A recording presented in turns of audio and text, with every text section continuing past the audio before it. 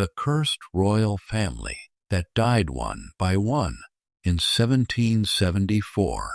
The French royal family seemed blessed by God Himself. Young, beautiful, and powerful, they ruled the greatest kingdom in Europe. But within 20 years, they would all be dead victims of what many called the curse of the Bourbons. Louis XVI and Marie Antoinette had 4 children: Marie Therese, Louis Joseph, Louis Charles, and Sophie. They seemed destined for glorious futures. None could foresee the horror approaching. But even as the royal family celebrated, dark clouds gathered over France. Economic crisis, social unrest, and revolutionary ideas spread like plague through the kingdom. Throughout Paris, whispers spoke of an ancient curse upon the royal family. Some said it began with Louis XIV's persecution of Protestants. Others claimed it started when Marie Antoinette arrived from Austria. But Louis Joseph would never be king. On June 4, 1789, just weeks before the revolution began, the 7-year-old Dauphin died in agony, the first victim of what seemed like a supernatural curse. The death of the Dauphin seemed to unleash the fury of the French people. Within weeks, revolution erupted across the nation.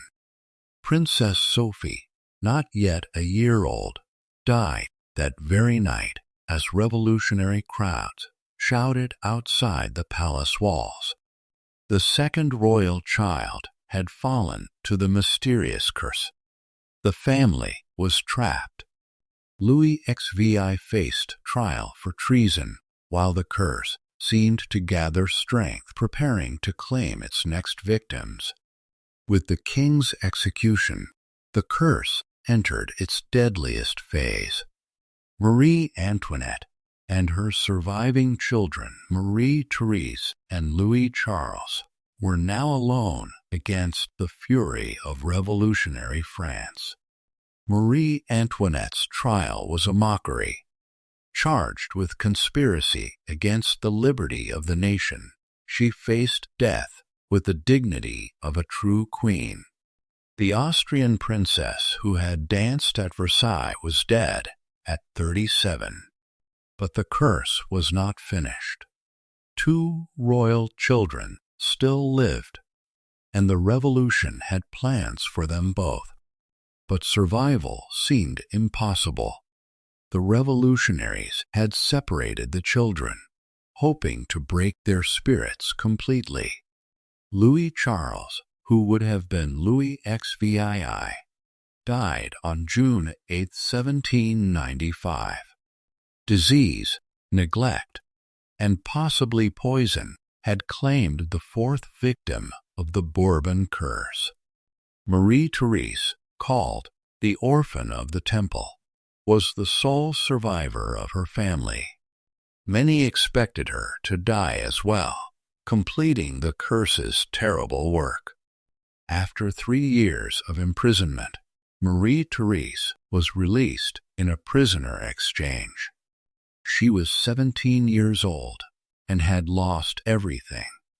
Marie Therese lived another 56 years, dying in exile in 1851. She married and had children, but never returned to France as its queen. Was it really a curse that destroyed the Bourbon family? Or was it the inevitable result of political upheaval, social revolution, and historical forces beyond any single family's control? Modern historians reject supernatural explanations, pointing instead to the brutal realities of revolution, disease, and political violence. But the pattern remains eerily consistent. Today, Versailles stands empty, its halls echoing with the memories of a family that ruled France for centuries, only to be destroyed in a single generation. Whether curse or coincidence, the fate of Louis XVI's family reminds us that even the mightiest can fall.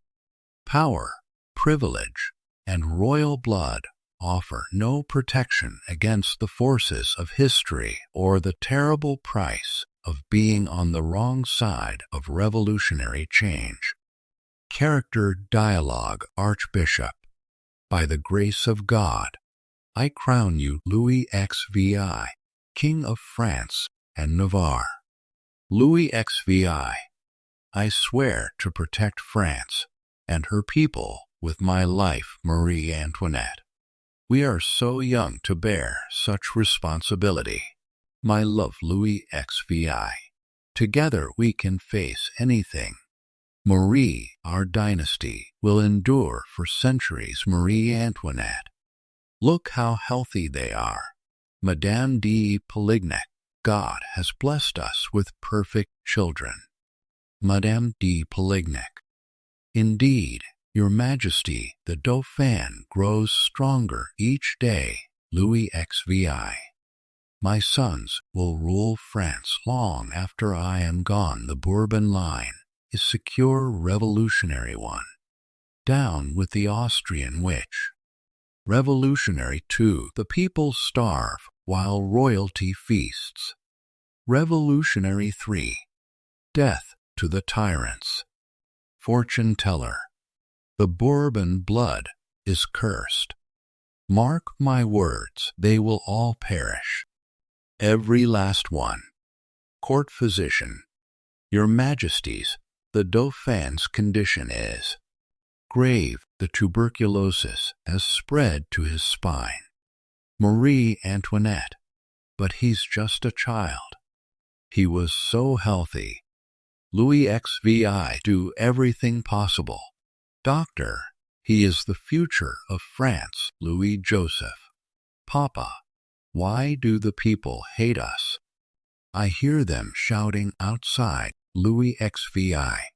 They don't understand. My son, one day, when you are king, you will show them. Marie Antoinette. First, our sweet Louis Joseph. What if this is just the beginning? Louis XVI. Don't speak of curses. Marie, we are in God's hands. Mob leader. Bring us the Austrian. Bring us the Queen. Louis XVI. We must flee to the Austrian border. My brother-in-law will protect us. Marie Antoinette. What about little Sophie? She's so ill. Court physician. The princess is too weak to travel. Your Majesty. Marie Therese. Mama, when will we go home to Versailles? Marie Antoinette. Soon, my darling, soon. Louis Charles. Papa, why do the guards watch us all the time? Louis XVI. They are protecting us. My son, Louis XVI. I forgive those who condemn me to death. I pray that my blood will not fall upon France's crowd. Long live the Republic. Death to tyrants. Marie Antoinette. Louis Joseph. Sophie. Louis. My beloved husband. Am I destined to join you soon? Guard. Citizen Capet. You will stand trial tomorrow. Marie Antoinette. My name is Marie Antoinette, Queen of France. Guard. There are no queens in the Republic, only citizens and traitors. Marie Antoinette. Courage. I must show courage. The eyes of strangers are upon me. Marie Antoinette. My children. I come to you. Marie Therese. Charles. Can you hear me? Louis Charles. Marie Therese. I'm so cold and hungry. Marie Therese. Be strong, little brother. We must survive this revolutionary guard. The little Capet is finally dying good riddance to royal blood Louis Charles. Mama, Papa, I'm coming home, Marie Therese. They're all gone, Papa, Mama, Louis Joseph, Sophie, Louis Charles. All dead, Marie Therese. But I remain. I am the last. The curse ends with me, Austrian diplomat. The Directory has agreed to exchange the princess for French prisoners held in Austria, revolutionary official. Take her, she's more trouble alive than dead anyway, Marie Therese. I survived, but why? Why was I spared when all the others died? Marie Therese, perhaps. To remember them, to tell their story, priest. We gather to remember Louis XVI, Marie Antoinette, and their children, victims of revolutionary fury, and what many believed to be a supernatural curse. Historian. Of the 6 immediate members of the royal family present at Louis XVI's coronation, 5 died violent or premature deaths. Within 20 years, only Marie Therese survived to tell their tale. What have we become? Cassius Chaerea. Brothers, this madness ends now. Caligula has made Rome a joke. Our legions fight seawater, while barbarians mass at our borders. Conspirator 1. The treasury is empty. He's spending gold to fight waves. Cassius Chaerea. Tomorrow, when he performs his shell ceremony, we act. Rome must be saved from this madman. Caligula. You were right, my faithful shell. They all plot against me. But we showed Neptune who rules, didn't we? Cassius Chaerea. Caesar. A word? Caligula. Chaerea. Have you brought news of Neptune's movements? Cassius Chaerea. I bring news of Rome's future, Caesar. Caligula. What is this? Treason. Cassius Chaerea. This is justice. Suetonius.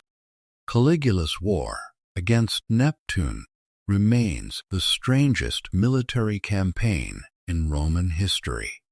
He spent fortunes fighting an enemy that existed only in his fevered imagination.